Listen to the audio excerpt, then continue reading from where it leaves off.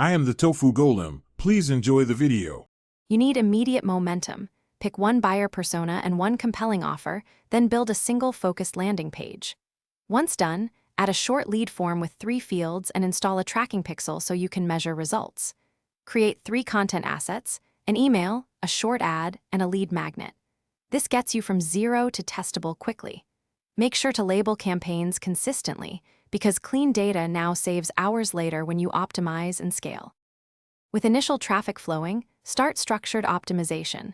Run a /B tests on headline and CTA using 2 variants each so you learn fast. Simultaneously map a 3-email sequence over 7 days. The first email delivers the lead magnet, the second builds trust, the third closes with a specific CTA. Track 1 conversion goal and 1 ROI metric to judge paid efforts. Once you have winners, reinvest in the best ads and refine messaging. This middle phase turns experiments into now scale methodically. Increase budget on top channels in 20% steps while watching cost per acquisition and lead quality. Make sure to keep creative fresh and rotate ads every 2 to 3 weeks so audiences don't fatigue. If performance declines, troubleshoot.